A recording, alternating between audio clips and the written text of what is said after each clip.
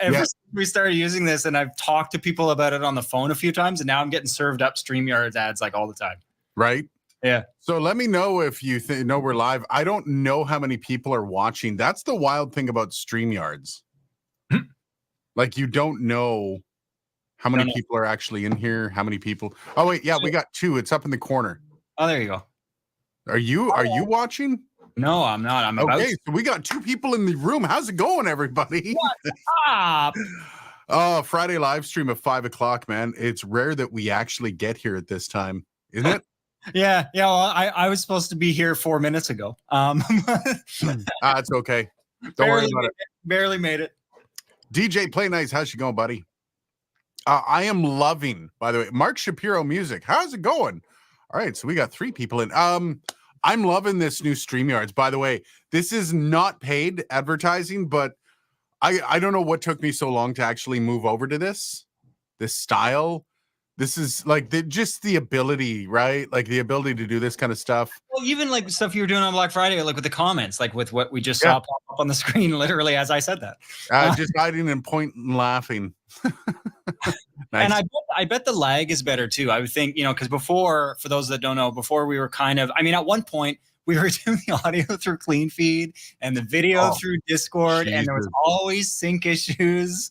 And like, oh my God, the times where you were trying to get your interface working and it would be like echoing or something. It's just not fair. And you know what?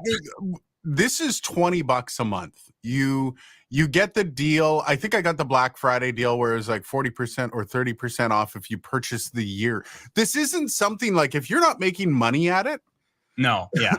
And this is actually Monday's video. I got a question about upgrading their podcast setup. Somebody messaged me saying, hey, I want to upgrade. What should I get? Interface or microphone? And they had a PodTrack P4 and 4 Zoom ZDM1s. And I looked at their podcast and they have like 16 views on YouTube. I'm like, you don't upgrade, man. You keep it. You keep it until you're done. Like, speaking of which, you know what I've realized on the topic of upgrades? You know what I don't do enough of is looking up used gear. Because so I shit you not. I looked today because someone was talking about a Antelope Audio Discrete 8 Pro Synergy Core on eBay, like used for like $900. Nice. And I'm like, that's not bad.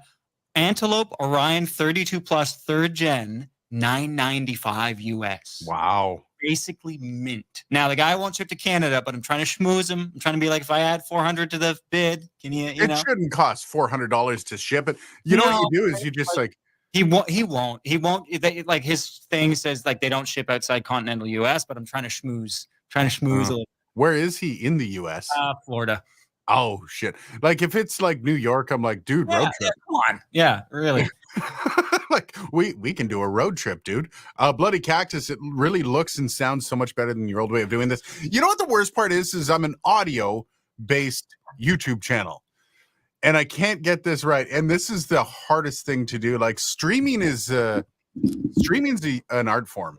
Like it's an art form that I don't have the patience to learn. I don't have the time to learn streaming, man. Like I watch EPOS Vox's channel, and there's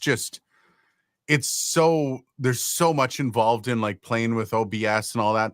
And this takes OBS out of the equation, right? Like doing stuff like this, OBS isn't even in the equation. You have all the things like I've got my name in the bottom left. Dylan's got his name and the title in the bottom left. Not having to screw around with all that stuff. And you can set it up. It's just, I don't have time to set it up, man. Like this is great. No. And I'm willing to pay the few extra dollars. Honestly, like obviously in the business world, it's huge, but in the, in the sort of amateur hobbyist world, it is not valued enough. The value of turnkey solutions. And like, I was talking with somebody today about the ISOVox. I said, you know what? Like somebody was looking at getting like a Neumann U89. I'm like, you're in a closet. Bad idea. But I said, honestly, get the ISO mic, get the ISOVox. It's custom tailored. Yeah, the box sounds voxy. Or the box sounds boxy. Voxy, yeah. The Vox sounds boxy. When you put a normal mic, like I had my U87 in there, it sounded like shit. It was processable to sound good, but I'm like, if I don't have to do that, why bother? And the ISO mic outside of it sounds horrible. um, but in the box, it sounds really good. And I've used it for jingles. I've used it for VO. It's great. And so I think, again, turnkey solution. Don't worry about it. If you don't have a room that's treated, don't worry about it. And that's what I love about stuff like that. Bloody Cactus. Sorry, I shouldn't call you just Bloody. Bloody Cactus. I just shipped Arby's sauce to Canada. You can sneak anything over the border. We have we're up by Ottawa. And if you live in the Ottawa region, you know somebody that actually has a mailbox on the US side. And I actually have a couple friends that they'll go up and they'll have stuff shipped to that mailbox at a UPS on the US side. And so what they'll do is they'll just drive over, they'll grab the stuff that they ordered, and they don't pay the shipping into Canada, which is usually quite a bit more. Like as soon as it crosses a border, all these things that you've got to pay for, and they just drive over, they do their grocery shopping, grab some gas, and grab the stuff from their UPS thing, and they come back. I kind of want to set one up. It would make getting products from a lot of companies a lot easier, gotta say. DJ Play Nice, the simple production tools are easy to pick up in StreamYard if you have any audio issues like flutter, roboting, or fishbowl. The only audio issues we're going to be having here are based on the setups we have. Like, I know that this thing's set up kind of a one-stop audio kind of, you don't have to worry about it. You just kind of set it up and it does all the leveling for you. The problem is if you're peaking on your interface, so if your gain's turned up too high. Shall we demonstrate? No, I'm not going to do that. But it just normalizes everything. So it's just super distorted. So that's the one thing that things like this don't really talk about. And like, you need to be able to set your gain and then have the normalization kick in. So yeah, like Dylan's got an issue with a bit of a knob there on his setup. I've got a dirty mute switch. There's the one benefit of physical mute switches is you don't have to worry about somebody hacking your mic. The downside is they gotta be cleaned, especially the amount of times. Like I'm on calls all the time, just throughout the day, just consults and stuff, and so I'm constantly unclicking it and clicking it. And yeah, obviously it wears. You turn into a robot pretty quick. We just call it jump in, jump out, re-enter, and then return for a guest. It clears. Yeah, I like. I'm planning something. I kind of alluded to this last week in the Black Friday stream that I've got a stream coming up that's kind of a surprise. We've got some surprise guests, and I needed to be able to bring more than 2 people in, and I didn't know how to do that with my old setup. So this was, and then once I got to it, I'm like, holy crap, this is awesome. Yeah, I was gonna say, can you imagine trying to do that in OBS and like with Discord or something? Like, oh my lord. Well, it's the little things like switching the screen up. It's like having it like this. Doing that because I have to keep moving my mic every time you do that. What? Oh, you know what? The mic in the screen, is that what you're saying? Yeah. Oh, just turn the nose sideways, man. See, now I'm working on a YouTube channel, so I'm becoming very conscious of things like that. Oh, yeah, that's the big one. We should be talking about that. We should. Imagine the shipping fees to our European side of the Atlantic. Yeah, Jan. That gives me heartburn. I can't even imagine. Like I've got a UK Amazon site. I don't make very much money off of it. It's a pain in the ass to actually do anything when I'm trying to cash the check, because the old British sterling system is still on, like, you sign the back of the check. They've got to send the check in. It takes me about an hour every time I go to the bank just to deposit a British sterling check. However, when I'm setting up the account, when I'm going in and you put links on, those links, I'll go look for like a road product and they just don't have it in because the shipping's too much. Or a lot of American products don't get put in right away. Like I know Shure microphones, when they release, they don't go on Amazon right away in the UK because it's the UK and Shure's a US company. It's ridiculous how much gets left off the shelf in the UK. So I can only imagine. Liberty Dude, how's you going, buddy? Kids like EPOS that have nothing else required of them to do get to play all day. Learning streaming how to becomes easier. When he is old like you, he too will find new things harder. You know what? And it's funny because, and I kind of got this surprise look from Bandrew when I was chatting with him. I think it was about 3 months ago. He's like, wait, you do this full time? And I'm like, yeah, I actually did. Like, this is my job now. And I'm doing relatively well considering. Yeah, I mean, you've hit, especially in the last like 18 months, you've hit a lot of growth. I Yeah. mean, pretty much like at the moment you hit 10K, it's like you've skyrocketed. Well, I'm actually in a bit of a dip right now. I'm in actually one of the ebbs, which is fine. I don't really care because I still do work. Like I do other jobs. I've been trying to set up a podcast editing company, and that's going really, really well. Like that's doing very well for itself. Hey man, you know where to go. If you need an extra pair of hands. Oh, I know. I know. Don't worry. When I get more than one client, you're the first person to know about it. So like I wish like if I didn't have to make that money and I could focus 100% on this, it would be a world of difference. This week, 4 of my 7 days have been taken up working on podcast editing. And that's just because you've got one very high maintenance client that we shall not name. He's not high maintenance. His product is. Like his product is extremely high maintenance. And that's okay. Not all of them are like that. But it's also like that's what I have to do to earn that bread to be able to do this full time, right? And as this slowly grows, this thing takes a bigger amount of my income. That means that part kind of squeezes off and I don't have to utilize that as much. So I think it's going to be decent going forward as I'm able to slowly slip away from that as a main source of income and rely on this. This is still doing quite well, but that I still have to keep the bread on the table with the that. So I would love to have my time dedicated to learning new things and to have, dude, I haven't played guitar in 3 months. That's funny. I just picked up the 12 string earlier because I was going to do some bits for one of the videos that you and I are working on for your channel. Yeah. And I was just like, oh, what should I? And of course, I'm like, oh, I can't play anything copyrighted because that's going to get slapped immediately. So I'm just like, oh, just come up with some little ditties. And I was like, oh, this is fun. I hadn't picked up a guitar in a couple weeks either. And I'm just like, oh, man, I missed this. Yeah, no kidding. StreamYard.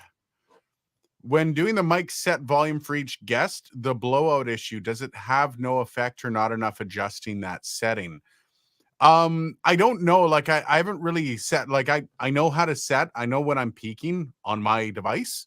So on my interface, and I just, it says your mic is working and I go with it. Cause from what I can tell, our audio sounds decent coming through. Dylan sounds, we seem rather level. Yeah. One's not blowing the other out of the water. You know, I just realized StreamYard is just so intuitive. So I just went into the comments tab. For those that don't know, we sort of got a private chat tab and like a talk with you guys tab. And it remembered because last time I had to sign into my YouTube channel in order for it to associate properly. And it remembered that. That's really cool. Nice. I have to sign in again. I mean, I'm not surprised because that would be a massive pain in the ass. Oh yeah, so the outsider Jess jumping the gun. I haven't even started talking about this. We're talking about things we bought for Black Friday. Outsider Jess says I bought the backbone for my phone and a new controller for my Switch because I'll be damned if Sony makes me pay $200 for the Portal. Nice. Yeah, I'm not paying the port. I want to get a PS5. The amount of time I don't have, I can't justify. I still have an Xbox 3 or Xbox One X. Is what I have. Oh, I've got the One S and it's still going strong. And I want to upgrade to I'm getting onto the PlayStation side of things because I'm kind of done with the Xbox side of things.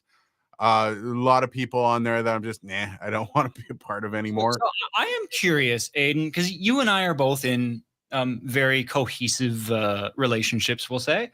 Cohesive, yes. You know, and I think in any productive relationship that's going well, you end up dedicating a certain percentage of your time, and I wouldn't have it any other way, and I know you wouldn't either. But just percentage-wise, how much of your waking time would you say you spend relationship duties? About 20%. But that's also like we've been married 10 years. Her job is ridiculous. Like she's been gone 7 days. I've been the only adult at home for 7 days, and we have a kid.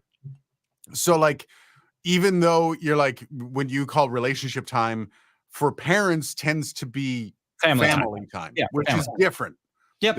There's a massive difference. If you want to have a successful relationship with children, you have to recognize the difference Yeah. Well, between relationship and family. so that 20%, would you say that includes, is that just relationship time or does that include the family time?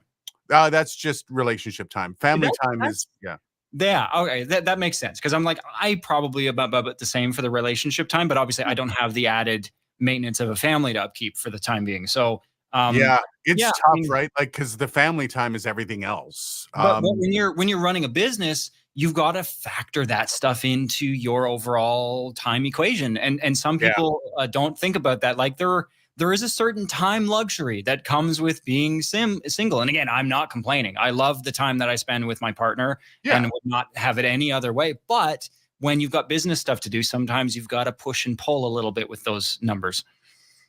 So I'm trying to move your head's not perfectly centered and it's weirding me out. There you go. Yeah. Thank you. I can't move shit around like I was able to on the other one. Yeah. Yeah, it's like I when my wife goes out of town, and I've got basically all the time to myself because my wife always takes my kid. Always. They never like she never leaves my kid at home. So I'll have like a full long weekend to myself and it's boring. I prefer my kid to be around. I prefer my wife to be around. But usually like a week like this, it's been like 5%. I'll see my wife a little bit. Usually it's after dinner stuff. And then once my kid goes to bed, my wife's getting ready to go to bed, then I have the rest of the time to myself. So I actually have like a lot of free time for a guy that's married. Let's get to the some of these things. Sounds great. 5x5. I drop it for some panels, especially after hours, slow topics, Venus flytrap stuff, but I have a slider up for the high energy shows. Nice. Yeah, I don't have high energy shows. This is about as high energy as we get. Jess says, I got the PS5 and it's amazing. You know what I would love to do? Because I know we've got a lot of gamers on this channel that are one of the things, because I'm adding a video a month for members. So anybody that's a member with the channel, there's going to be a video a month going out. It's just going to be channel shit, kind of updates and stuff that I'm working on, blah, blah, blah. It's not going to be any, like, I'm not doing extra reviews just for members. Because I mean, there's 5 people I think that I've got as members. So that's a lot of work for 5 people. But I think there's still some stuff touching base, right? But I also there's a couple things that I want to do. One is like a Friday night voice chat on Discord, where if you're a member, there's a voice chat open to members where we can just for an hour we'll hang out, we can chat, I can get to hear some of the voices on some of the gear for the people that are actually part of this community. I think something like that would be fun. I was gonna say, can I get on that? I'd Of love course, yeah. it. Great. But then Take the me other out, thing, man. setting up like a gaming center, like a gaming, like maybe once a month or something, all the gamers, if you want to hang out, I'll set up a live stream and the members can game with me. Well, like we'll do some stupid shit, I don't know, Call of Duty, whatever, just some fun shit where we can hang out and the members get to be on my team. And it's kind of like I think something like that would be fun because Yeah, one, it's like a team building exercise. That's funny. exactly. But one, it allows me to interact with the people that are part of this community, which is one of the things I really want to do more of. And two, I get to play video games because I don't get to play video games because I'm always working on content for the I'm with community. you, man. I really wish I had more time. I've never been a professional gamer type or a competitive gamer, really, but I like gaming. It's fun, and I wish I had more time for it. Oh, it's so much, man. So much. Okay, got a couple here. I'll hit Liberty Dude first. Bought 2 new ice makers and an 8x10 rug. Some studio gear isn't as cool as others. Haha. Yeah, you know what? I found this Black Friday to be a little disappointing. Like we did the Black Friday live stream. I wasn't overly over the moon for much. Even the software stuff that we're talking about didn't really blow me away. There's still some deals with Contact 7, the Native Instruments stuff. Which is fine. Like if you need that, if you've been waiting to dive into that, they're like half off. That's a great price. But the things I bought a MacBook, M.2, the 15-inch MacBook, the light one, the Slim one, whatever they call that. Oh yeah. I bought that, and I also Air, upgraded my RX, man. I upgraded my RX. I got RX 10 now. Nice. Isotope RX 10. That was only $150 Canadian. Wow. That is worth it. Yeah, like, that's pretty good. Usually like $300. So ice makers would be nice, actually. And an 8x10 rug, we can't get that because we have dogs, and our dogs shed like a son of a bitch. Beresford Productions, were there any PC components that were on sale? Considering how much money hungry component sellers are, I doubt that I missed out on much. If you're a Ryzen fan, Beresford, graphics cards weren't bad. They had like I think there was some 20% off for graphics cards, but the big sales was on CPUs, with the Ryzen CPUs getting really nice prices, especially so Ryzen's on Ryzen 7. There's 7000 series. The 5000 series, though, which were like 2 years ago, but are still fantastic. I think they had their 5950X for like $250. Like ridiculous cost for a flagship 16 core chip. Yeah, it was really, really nice. I didn't see much. That's also Canadian. I know Newegg had the similar ones because I kind of hop between Canada Computers and Newegg Canada. And if Newegg has it, the Newegg US has it. But all depends on where you are. I don't need any upgrades for my PC. In fact, I'm slowly moving away from PC. As I'm keeping my PC. Don't worry. I'm not getting rid of my beast, and I will upgrade it when it needs. But I'm moving away to all my testing and reviewing is going to be done full Mac as of like December 6th. Yeah, you just hate all the driver shit that gets stuck in your registry. That's your problem. This laptop, still to this day, I cannot get audio on Firefox. I use Firefox, right? Like that's my go-to browser. And I cannot get there's no way to get audio from anything through Firefox. I don't know why. It just doesn't work. There's no audio there. I think in your case for testing, and like I'll never be a Mac guy. I'll never support that godforsaken company. But like from a testing standpoint, it is cleaner. And honestly, most users aren't installing tons and tons of hardware and uninstalling it. So most people aren't going to have an issue with a PC, right? I'm PC. My entire workflow is PC, and my system's rock solid. Everything these days, and I mean everything that's being developed right now, from the Connect 6, the Road series, every interface is being developed with Mac in mind. USB microphones. The reason, and I was talking to, I forget who it was at Rode, wasn't Ryan. I was talking to Rode, and I was kind of bitching, right? Because I was like, for crying out loud, guys, like, yeah, it works great on Mac. What about Windows? And he's like, well, dude, you can't develop a system on a Windows machine. Like, let's say they developed a Rodecaster on a Windows machine, and it works perfectly for Intel chips. It works perfectly with 62 gigs of RAM and the specific, what are the Team series or whatever the RAM. It works great with this graphics card. It works great with this. But then all of a sudden, somebody gets a Ryzen chipset and they can't, for some reason, use the Rodecaster Pro. He's like, that's how that doesn't work with development. We can't get all of the different setups to make sure everything's running. So to patch it over, they can. So they develop on Mac, and then Mac is standard, right? Mac is like a stable environment that nothing changes. You can't get different RAM. You can't get different CPUs. You can't get different any of this. It's just Mac. So being that everything's developed on Mac, it makes sense that a testing methodology should happen on Mac. And for the Windows people, I mean, it's supposed to work. I'm going to have a Windows.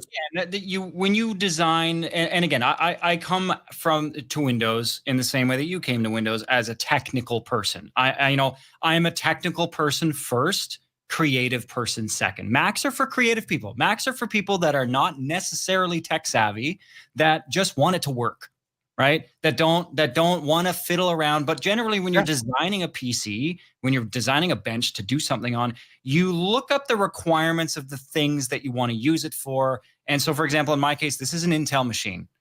because the software that I'm using, the Hallmark software that's running on this machine, is tested and proven on an Intel environment. So I've never touched Ryzen with a 10-foot pole. But if you don't do it that way, and you do it backwards, and you just build a system based on what's available and what's cheap, and then you put a Ryzen in there, and then you try to run, I don't know, some older Adobe product, and it just shits the bed, well, then you should have done more research. But with a Mac, you don't have to worry about that. So as much as I hate Apple and they have shoddy business practices, there is value to a Mac. I think the one thing about Mac that worries me from a repairability standpoint is inevitably when those systems fail, and technology will always fail at some point. There is no exception to that. All the old M1s eventually will hit their mark, end of life. And what do? You throw it out and get another one. I like the idea that's not consumable for me. Like there's a consumption problem there that I like the idea of being able to fix my own stuff and not have to send it out to an Apple authorized retailer or whatever. Oh God, yeah. I'm not looking forward to that. Actually, I got Apple Care, so I just bring it back and they're like, here's a new one. So yeah, see, I had that, but even that has a time bomb on it, right? That doesn't last forever. Oh no, you can pay per year. It's actually pretty cheap. So for my Mac, it's only $110 a year. And I guess that's good for peace of mind. And so they give you a comparable. Do they give you the same generation or newer? And you can shit in it, close it, rub it around, turn it on, and they'll still take it back. That's what I'm here for. Is that so? The replacement clause, is that a new comparable unit, or is that basically the same generation that broke? If they still have it, it's the same generation that broke. Okay. If they don't have it anymore, then you enter discussions. And so, that's like, I'm assuming the value per year of the Apple Care is comparable to the value of the unit. So if you have a $10,000 Mac Pro. Oh yeah, it goes up. Like with the Mac, I was looking at the MacBook Pro, and it was an extra $60 a year.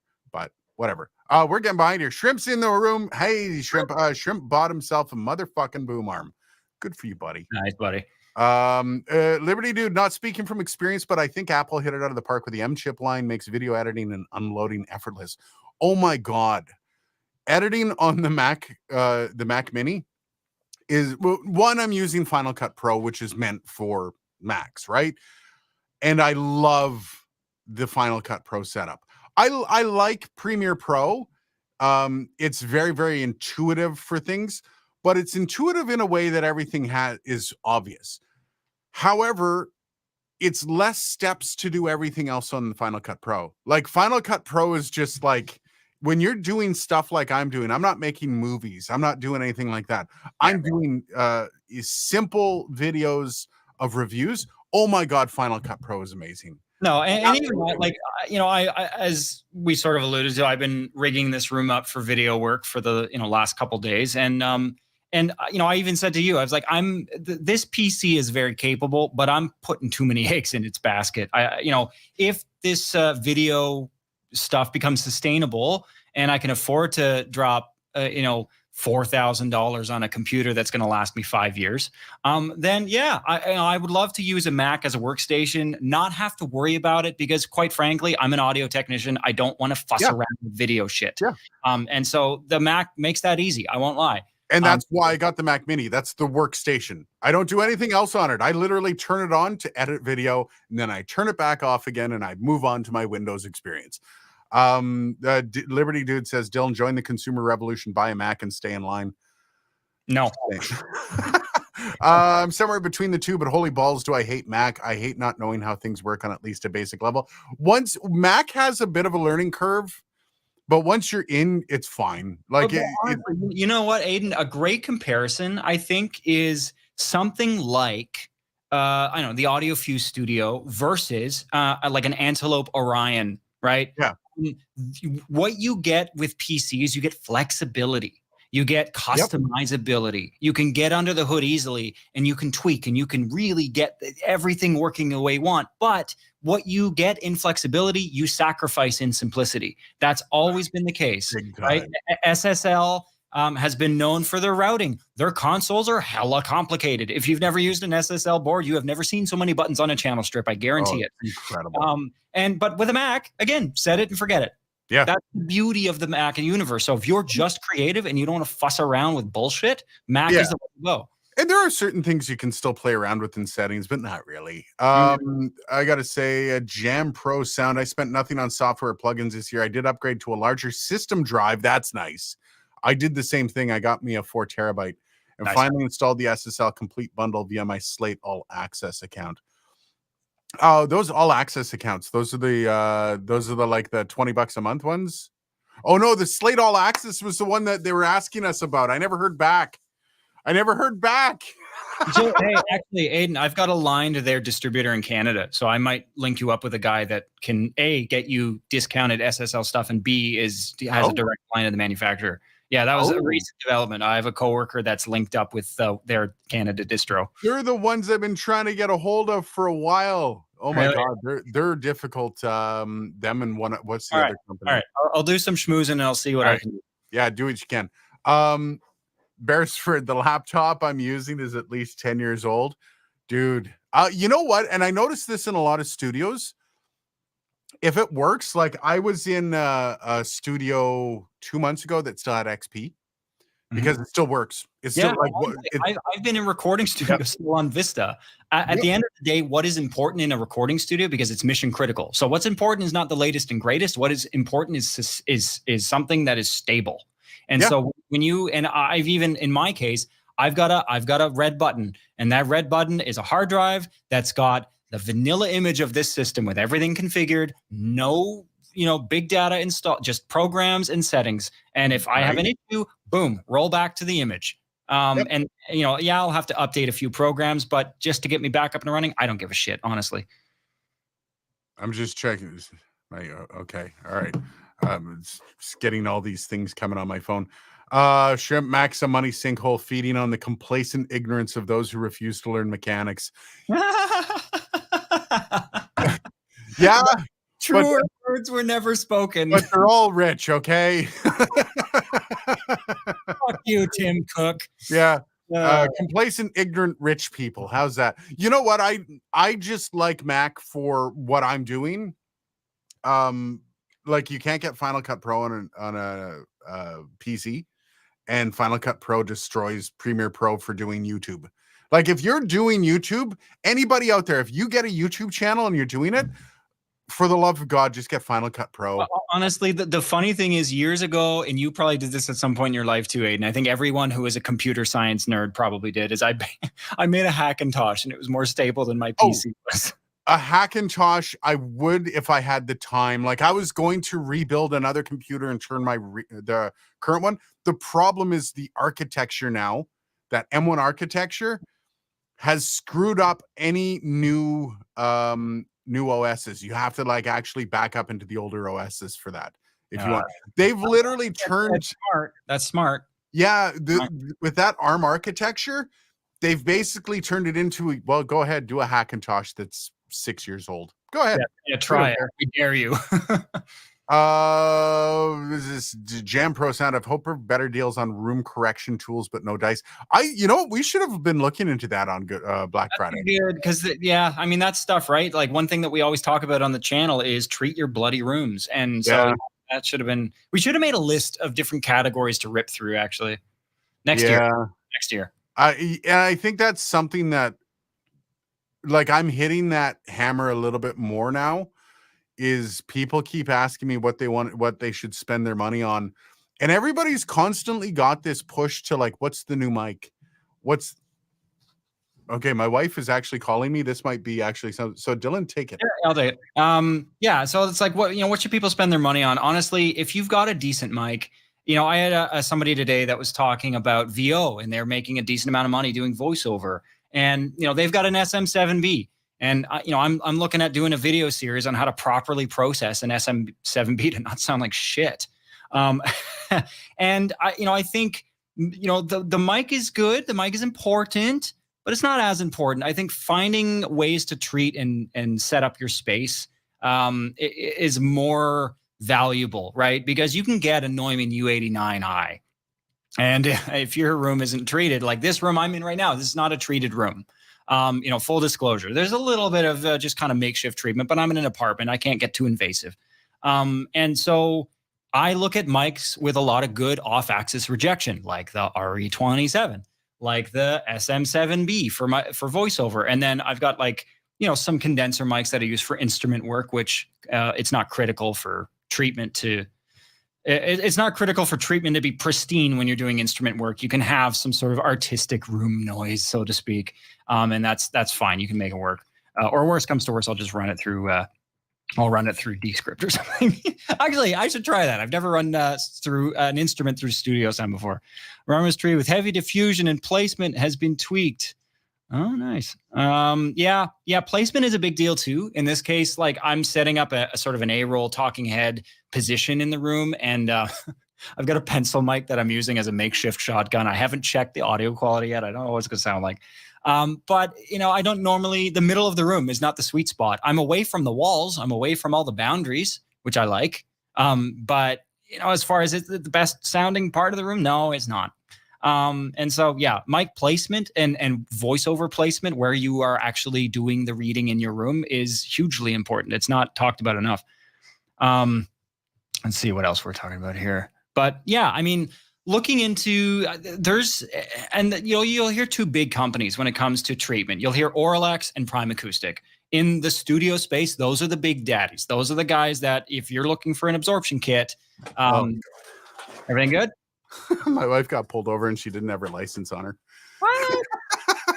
So I had to go like take a picture of the her license for her and send it to her, and the cop, as I'm talking to her, the cop's like, where's your license? And she's like, 1 second, my husband is sending it. And he's like, uh-oh. Oh my gosh. That's a nightmare. I feel for her. That's rough. She's had a rough week. So this is going to be like cherry. So she just finished her entrance exam for a PhD. So when you go through your PhD, you go through the whole first 2 years. I think it's 3 years. First 3 years is basically putting together, learning about what you're coming up with a concept for a PhD. And then you have to like defend that concept. And then you go on to write your PhD paper. Your thesis. She's at the point where she just defended it and it just got accepted. Nice. She's been working her ass off for 3 years. And this week is kind of like pimple coming to a head where everything's just like piling on. And oh man, that's awesome. I mean, that doesn't surprise me. I've never debated your wife, but she strikes me as somebody that would be a good debater. She's not the person you want to get into a debate with about anything. She will wreck you. She will wreck you. Prepared. Come prepared. The day I replaced my wife's PC with a Mac was the second happiest day of my life. So much less tech support. No kidding. My wife got a MacBook, the MacBook Air. That's what they're called. Yep. Yeah. Yeah. It used to be, oh my God, how do I do this? How do I do this? How do I do this? And then you get the MacBook Air and it's just silence. Done. Yeah. Nice. I'm not saying Macs are for people who don't understand PCs because I love the Mac ecosystem. I actually think the Mac ecosystem is brilliant. And I love what Apple has done with all of the Macs. And like one of the biggest reasons, this is going to sound really stupid. When I do a video, Dylan, I shoot, this is the camera I'm pointing at right here. Right below it, what I'm looking at right now is the PC. So this is my laptop. Yep. And when I shoot the video, I record my audio onto this laptop and then I just sync it up and post. It's simple. But for me, because I edit on a Mac and on this laptop, I don't like to edit on it. So what I have to do is I have to send this audio into a Dropbox. I open up the Dropbox on my PC. And because I didn't have Isotope RX 10 yet, so I couldn't use that on the Mac because it blah, blah, blah. So I'd send it to my big PC, edit the audio, put the audio back into the Dropbox, grab it out of the Dropbox onto the Mac. Now, with the new laptop that's coming in a few days, AirDrop. There, done. Yeah. AirDrop it, it's done. You're good. I am so looking forward to that experience.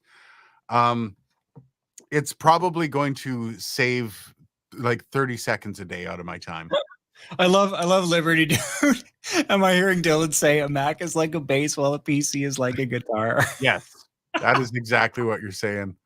Oh man, you know what? Whenever we meet up with Glenn from SMG, who has a real hate on for bassists, that could be fun, especially because he edits on Mac. So that's gonna be awesome. Oh, that's right. He does edit on a Mac, eh? Yeah. Yeah. Um, So he's I'm gonna gonna really resent you, Liberty dude. I'm gonna have to start hitting him up again. Yeah, you gotta keep on these guys, right? Because they'll drop off the radar too fast. Well, it's Christmas, like, and that's what I'm running into as I'm setting up this new podcast. Is I'm setting up interviews, but everyone's like after Christmas, after Christmas. So I think after Christmas, when everything kind of nosedives, I think Yeah. I've got a tour of a podcast studio. It's $100,000 podcast studio coming up over Christmas. I'm going to be doing that. So I think when I'm down there, I think I might reach out to him, see what he's doing, because I think Dylan and I are both going to take a road trip out and see him. Oh yeah. Oh yeah, okay. Modern metalcore, deathcore guitars are the only done being mixed when they sound like a bass. That's true. I'll give you that. Jam Pro sound. My room is treated with heavy diffusion and placement has been tweaked. Correction is the last thing I'm considering. Dark Corner Studios. Very few people have that, and that's the thing, right? Like it's the first thing you should consider if you don't have diffusion, if you don't have well, and so when I was while you were talking with your wife, I sort of made reference to that, and I think placement. The thing I like about that comment the most is it talks about placement, and that isn't talked about enough. Is voicing stuff really close to a boundary, i.e., a wall, is not good. It's a bad idea. Yeah. Oftentimes, you want it out of the way. You don't want a mic in the middle of the room. That's annoying. That's cumbersome. But I think too, when people are talking about acoustic treatment, there's a lot of talk about the cost. And yeah, some of that stuff costs a lot. Now, you'll spend the same amount on correction if you don't treat your room. But I think what's not talked about is there are times where proper treatment is very invasive. And sometimes, depending on your arrangement with the property you're in, like I'm in an apartment, my landlords are very, very, very Nazi-esque when it comes to making sure that I don't wreck their drywall. That can get tricky too. So sometimes correction is one of your only options as a stopgap until you get in a situation where you don't have to worry about that. Yeah, and that's the thing, right? Like I'm lucky I've got this whole basement as kind of my playground when it comes to that. And I just keep taking the Auralex down from one corner. I've got the Auralex treated over here. Directly in front of me is the camera and all that. Directly behind me, I've got all the tools and all that, which is, by the way, a metal pegboard, which I don't know why I did that. Oh, that nice resonance, bro. Oh, I know, right? So I might actually have to replace it with some. I've seen like a 75-inch TV for sale for like $700. And I'm thinking I could just put a TV behind me. That's like backlighting, man. Like, because that won't be a massive. Is it a anti-glare at least? No, probably not. We don't need that shit. Putting a mirror behind you. Dimebag Coins, PreSonus Revelator IO24 is on sale for $99. Best audio interface at the price. I would say so. The IO24 for $99 is a great deal. I was gonna say you and I have a bit of a hate on for PreSonus though. What's been funny is that video that I did about it blowing up. So I had this was way back on the channel before I moved into this studio. I had a PreSonus AR8 and the power supply blew. And I've got so many people messaging me from that video saying, I just had my PreSonus, the power supply just blew up. I just got my PreSonus, the power supply blew up. And it's all on the AR series. All of them. That's like awesome. AR16, it doesn't matter. The AR series literally blows up. Well, I remember, and there's a couple of companies like that. Like I know Behringer with their Zenith line of tiny mixers. The power supplies on those are notorious for going, and it uses a proprietary plug. So you can't just get a generic off Amazon. It's annoying. Well, you could probably wire a new plug in. I mean, it's a multi-pin adapter though. I don't know. That's a pain in the ass. I know. And that's that people were saying of, avoiding. I remember when I worked at Long and McQuaid years ago when it was on Alta Vista, we in the back, we had a repair bay and we had little cubbies for stuff that needed to be fixed. And there was like 30 at any point in time, 30 different Zenith boards of all different sizes in there. Yeah. And they're just like, we're waiting on power supplies. I'm like, oh God. I've stepped away from any Behringer. I don't think okay. I've got the XM 8500s and I have an 1800S in my studio, but I've put it all away. It's in the back. Dimebag says, "Is that the sort of studio many podcasts would use?" What studio? Like Jam Pro Sound? I don't know who he's talking to. Well, one after the other throughout the day and night.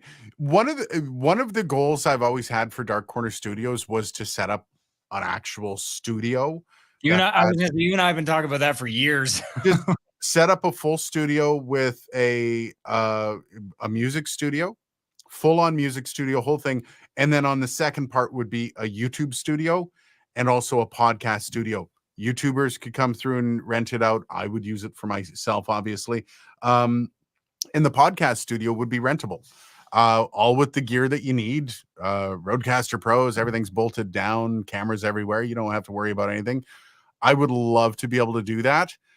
I don't know what kind of I know there's a couple podcast studios in Ottawa right now. I don't know how much. I think they're pretty pricey, but you can actually pay for like production. So you pay for and I'm sorry, I have to use quotations when I do this, an engineer for the podcast,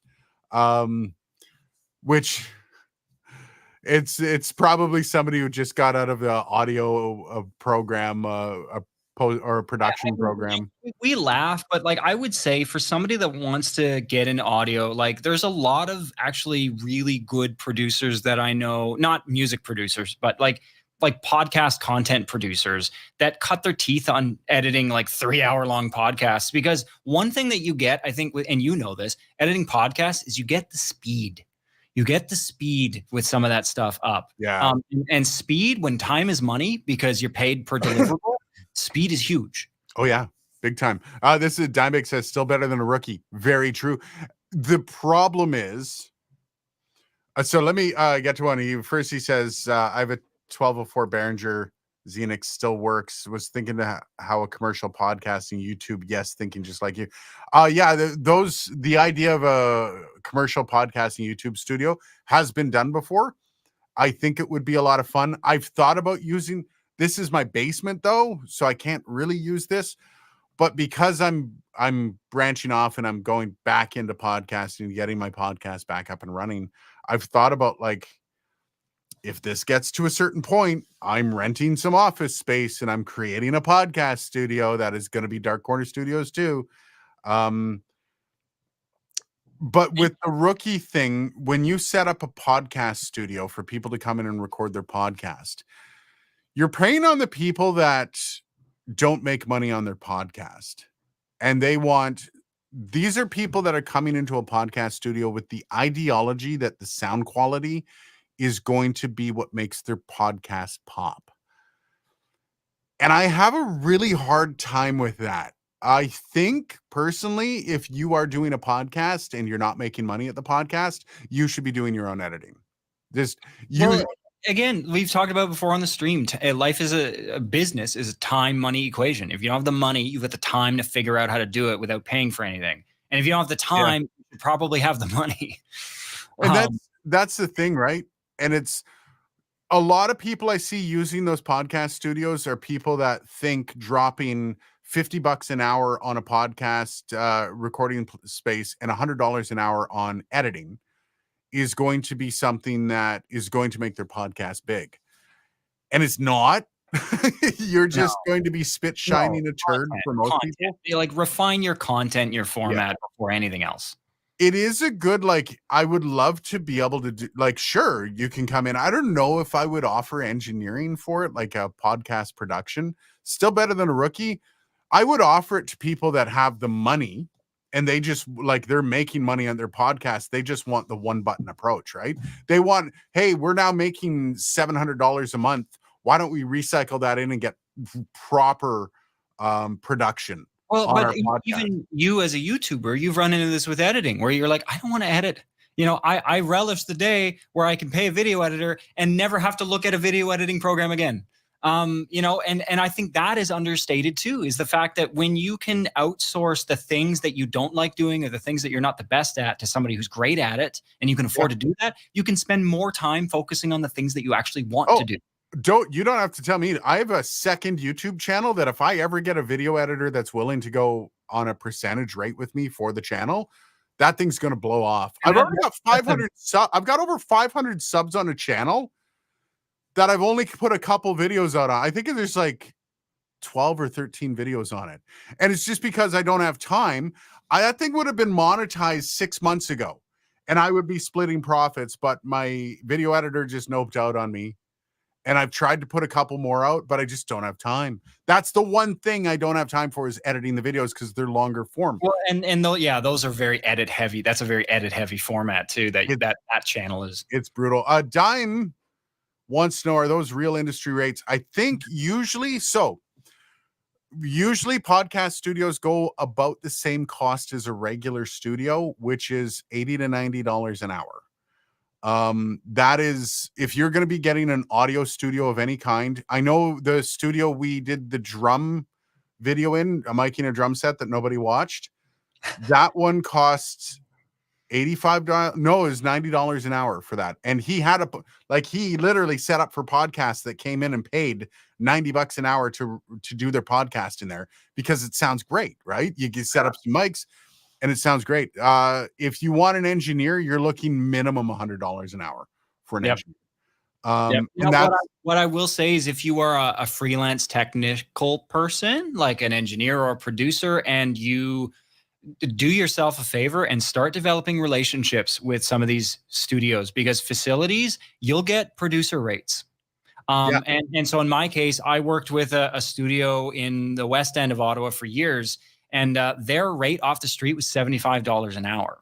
Wow. But producer, they charged me $18.50 an hour to use this same space, all the same gear, nothing was off the table. I got a key to the room. So networking and relationships are, as a content creator, and I think that just goes for anything. I mean, if you're trying to market any freelance skills, develop your network. I'm just trying to think here. Shrimp said, did y'all get to my fun comment yet? I don't know which fun one. I think I've hit all of them, man. I was gonna say I'm gonna go up here. So Shrimp, I think I did hit it. I'm not sure if I missed that. If you scroll up just a bit, there's a chunk of 3 in a row. I think he's talking about these. I did the modern metalcore, deathcore guitars. Oh yeah, you're right. You did. Yeah, I did that one. We're good. I got it, Shrimp. Don't you worry. I do have to say, shout out Matthew Haynes. Now I feel bad that I didn't watch the drum video. I need to go watch it. It's actually a really good video. So this is the funny thing about this video, and I get that that's maybe a little much when I'm trying to expand into a little more audio, music audio. Miking a drum set's a little niche for a lot of podcasters and a lot of voiceover artists on this channel. Man, buying a drum set is a little niche, let alone miking one. Fair enough. So I get that, but it was also I paid $250 for the studio time. And then that video was we had multiple mic setups for us. We had multiple camera setups for it. It was a bloody nightmare to do that video.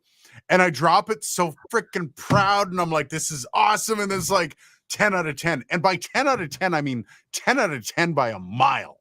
I think it's still under 500 views, which is ridiculous. Honestly, I watched it. I showed it to coworkers. There's a lot of people that actually are yeah, man, that was good. And you guys got a decent tone with a kit of mics that no one is talking about. Right. And a very small number of mics. Typically in a big budget scenario, you're miking a kit with 24 mics. It's not uncommon.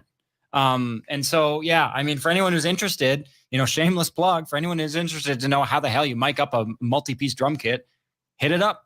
With 6 mics.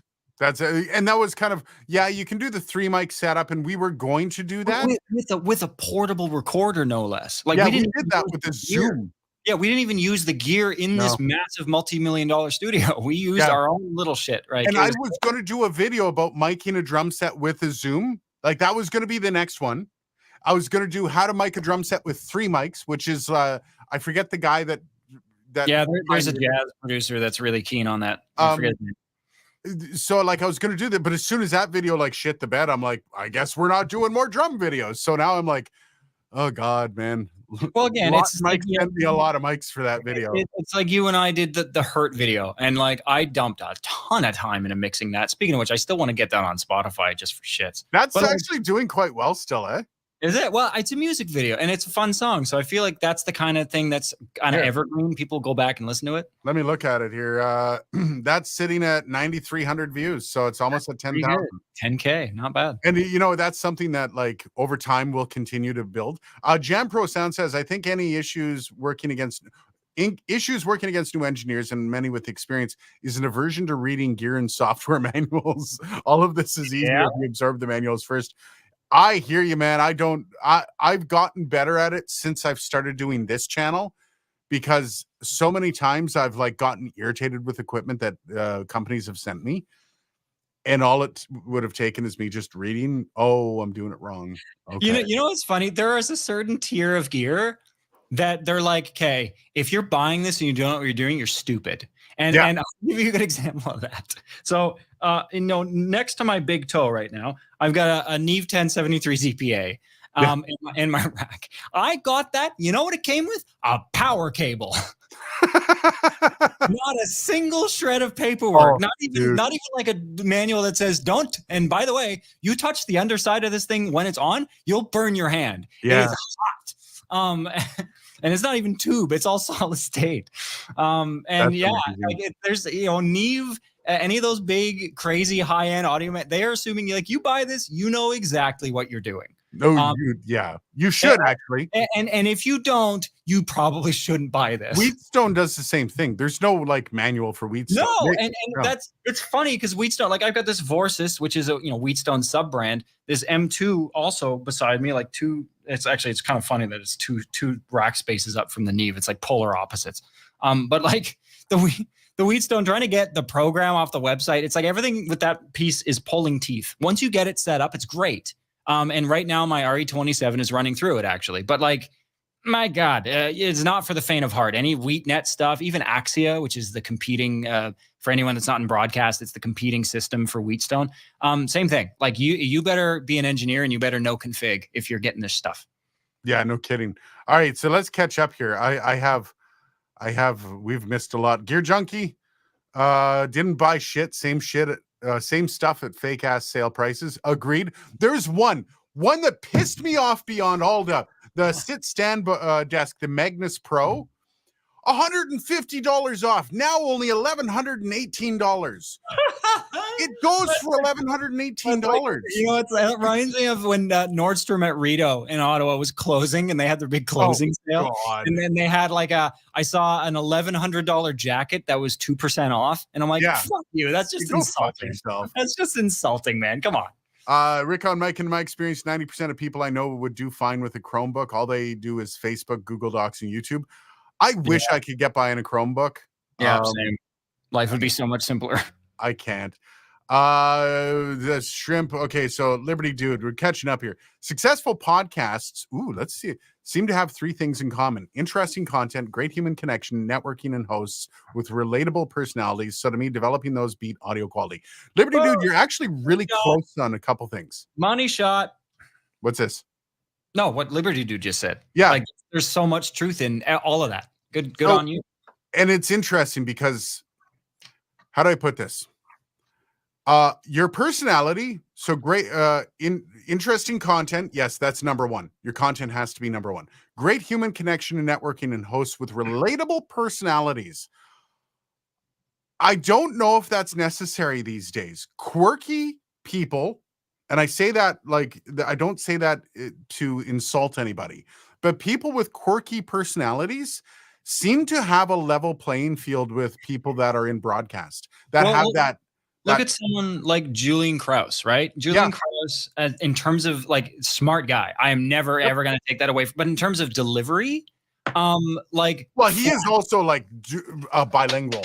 Fuck, I dropped that. Yeah, that helped. Yeah, if you're ESL, like English second language, that's already automatically a barrier. But even then, like, I mean, he doesn't put up the fancy shit. He's not doing all the blam blam blam. Welcome to Julian Krause. But I've also found that it's an equal footing nowadays for people that are broadcast fed. So I came from a broadcast feed. I know how to broadcast. I know how to be the 10% more, how to have that big personality on camera. But then there's people that never were on camera and they seem to do just as well because they're relatable in that. There's a lot of people that are nerds that are just quirky and need that representation. So Oh, I yeah. don't necessarily think that's necessary anymore. See, in my case, I'm nerdy and intellectual, but I'm also really animated. So I think I kind of end up being interesting and entertaining anyway. Like people, I don't know. I like even at work, people like I'll go on my usual 45-minute rants, and people get to the end and they're still listening. And I'm like, really? That's Wow. cool. But it's I think that the big thing, and this is to expand on what you say, Liberty Dude, you're right. There's one thing, if you want to be successful in content creation, that scrap the term podcaster, scrap the term YouTuber, Content creator. Yep. You are a content creator because it's all the same. It's just different audiences. So radio is the same as podcasting. Podcasting is the same as YouTube. YouTube's the same as TikTok. It's the same as Instagram Reels. They're just different audiences that require different things. Now, the one thing, if you want to be a content creator and you can do either inform or entertain, you will win. But Hands down, there's no disagree. doubt about it. I'm gonna go even a level higher than that, Aiden. What I'm gonna say is bring your audience value and Yep. package that value in a way that's easy to digest. Yep. That's it. Those two things. It doesn't matter what kind of content, what your platform is. You nail those two things. You nail the package and the value, and you've got a business, my friend. Yeah, and it's so it sounds simple. It's so not. No, because there's so many variables, right? Like, yeah, like if it was simple, everyone would be Mr. Beast. If you break down, I did on my second channel, I broke down how Mr. Beast does what he does. Not to be insane, yeah. It's a simple breakdown. You actually watch how he does his content. You're like, yeah, that makes sense. In every video, in the first 5 seconds, he tells you what's going to happen in the video. And then he takes the next 25 seconds to show you how he does it. And then he starts at day one. It's literally like, and there's 3 types of videos he does and how those videos relate to older content and why they're so successful. It's so easy, but it's not easy to do. It's easy to understand. And once you understand it and you're able to relate those principles to your own content, voila, you have content that people will watch. It's podcasting, broadcasting, YouTube, all of that stuff. Inform, entertain. If you can do both, you have a successful product. Plain and simple. I'm way behind here. Omnivox Gaming. I'm reading Isaac Asimov book on installments. Lots of editing in there, learning the hard way. Best way to do it, man. Best way to learn is with Final Cut Pro. I moved over from Premiere Pro, literally took the training wheels off. I went right into Final Cut Pro in a week. I had it down. Just because I forced myself. No, I'm using this. I just bought a $3,000 Mac Mini. I'm using this. So yeah, that's literally the best way to do it. Matthew Haynes, been there 10 out of 10, 10 of 10 on a great video. Those were Lawton mics, right? I reviewed the LS208 for creators. Yeah, the LS208, I did the goodbye SM7B because it is so close to an SM7B on performance. As a condenser microphone, that's awesome. Love the mic. And yeah, I got Lawton to send me all those mics. So I've actually got some makeup content that I'm going to do. I felt really bad. Lawton sent me all of these mics and I'm like, here's a video that nobody watched, guys. And I still haven't heard from them. So here's a short clippable segment there, Aiden. Here's a question.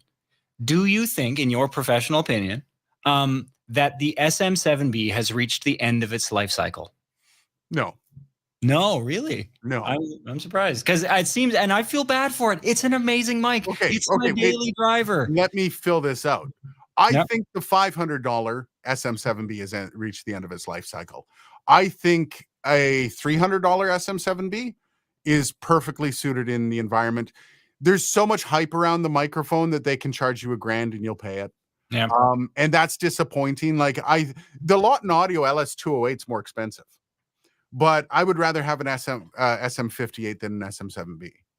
And I see all of these creators that now they've got like the SM7DB in their shot, right? And they're all using it. And it's like, it's just a status symbol now, man. It's it's just a status symbol. And for that, like if you're doing horns and you've got a mic locker full, would you reach for the SM7B first? Yes, I absolutely would. There you go. Then it still is relevant. You're just stealing that because I told you that. But I mean, knowledge is power, sure. But then it's also like, that tells you there's value in that microphone. Yeah. So, no, it's a valuable product. But I think there are nowadays, so many companies out there competing for this stuff. I think there's a lot of good contenders, right? That if you're not necessarily into the status symbol component and you want something that will give you comparable results, there's a lot of other options that aren't at that price tag. Yeah, no kidding.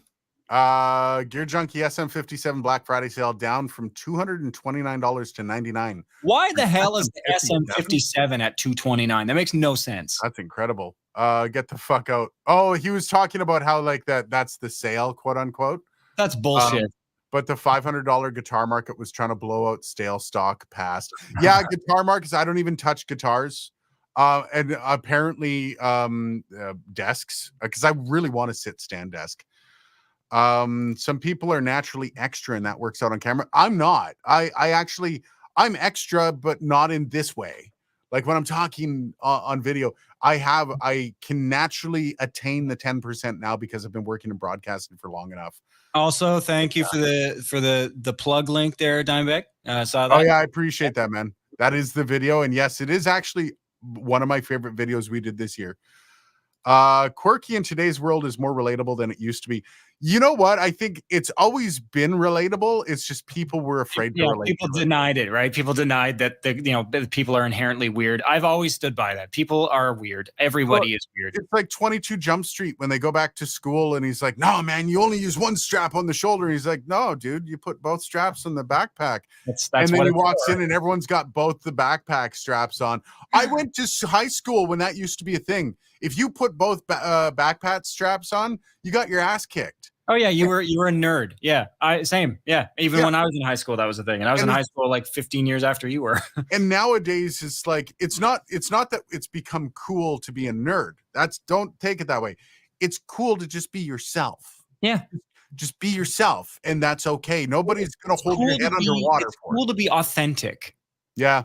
Ooh, Nickel Ninja just bought a Rodecaster Duo. Love that thing. Yeah, nice. Duo is awesome. I'm switching between the Streamer X that I use for the live stream and the white Rodecaster Duo. It's awesome. And we have to go here. It's after 6 and I've got to go for dinner with my wife. Let me just get through some. I accidentally bought a counterfeit SM7B and it sounded really nice. Returned it though. I want to start getting some counterfeit stuff to do some testing with it. That would be fun. Do some AB. I want you to get a counterfeit U87 and then we can compare it to the real deal. I don't want to spend the money on a counterfeit U87 because they're usually pretty expensive. Like that's the thing. The one that comes to mind is there's a Warm Audio. Like Warm Audio is a big kind of like a high quality knockoff. WA87, yeah. Yeah, and that stuff. I mean, it's usually it's good. It's not exactly the same. It never is. But it'd be interesting. Dimebag, I like my Rode NT2A. Looks like a Neumann from too far away. I love the NT2A. Is still one of my favorite mics. When I bought it, I should have bought the NT1. But I bought it thinking, I might use some of these polar patterns someday. I have never switched that mic off its polar pattern. Hey, man, I'm going to show you how to set up an MS array for stereo recording, and you're going to love those polar patterns. Yes, I'll jump on that. By the way, before we go, let me just get Shrimp says, I'm extra. Like, good God, it's got me in trouble. Good boy, brother. Good boy. Watched an SM7B versus Tonebone by Thomann for a sixth the price, indistinguishable. Yeah, I haven't had a good experience with Thomann, and they're not talking to me anymore, so I won't be able to do that. Sure is a standard, but goddamn, some of those prices. Yeah, sure. The SM7 or the SM58 and SM57, $100. Be safe. Cheers. Have a great weekend. I got to get ready to stream on Twitch. Before you guys go, Dylan's actually launching a channel at some point in the near future. He's working on audio related stuff. We're going to be doing some crossovers to start. So some of the first few videos are going to be done with both of us on the videos on Dylan's channel. So this is I can leak the first small series of videos are going to be about how to properly, or I should say how I process an SM7B to sound good. Okay. which I think is something that lots of people struggle with, which is why I'm doing it first. I think it's something that there's good value right off the bat, right? And so I'm going to start off with EQing and just walk through in different videos the various stages of processing that I go through for my daily driver, which is the SM7B. And this is something that a lot of people on this channel have been requesting for me to do. And the problem is if I'm going to be doing this, and I did a small EQ video on the SM7B, which was very basic. It wasn't like dialed in. It was just responding to snazzy labs that some people have tried to like razz me for and all that, whatever. It would have involved me bringing Dylan onto my channel to do it for me. And that's kind of turning into free labor at this point. So I'd rather Dylan have the content that I can pop in on, where maybe Dylan's EQing my voice on an SM7B or something like that, where we can discuss that. And I'm hoping this crossover works into a way that Dylan starts to have a little bit of growth in that channel. He's got some great content planned, and content that I know a lot of y'all are probably begging for, especially EQ and compression shit. I've gotten so many requests, and if you're going to get it from anyone, Dylan's the one that set up my EQ profile for me. I'm not ashamed to say that. So if I'm getting my EQ set up by Dylan, you might want to get yours set up by him as well. So we're going to be... I should also mention, shameless plug, there will be an email on that channel. And if you want me to set up profiles for your processing for your mic for a fee, I will do it and send you the presets. Ooh, look at that. Nice. That's actually a decent deal. Anyways, that's it for us. We're going to be talking more about that. I do plan a dedicated video in January to kind of discuss the launch of Dylan's channel, or January is a pipe dream. Whenever Dylan decides he's going to launch it, it's a pipe dream. Yeah, sure. I've been actually spending a lot of time just again getting the infrastructure set up, because you need, as Aiden knows, you need a workflow to run a YouTube channel properly, and so it's just been carving that out, getting it right, doing the branding, all that stuff. So we'll talk more about that coming up. Stay tuned. When it's about to launch, you'll be hearing from my channel. We'll be doing a bit of a crossover, and then it'll be crossover on that side. So stay tuned for that. Anyways, guys, have a great weekend. We'll see you next week, and video coming out Monday. Bye.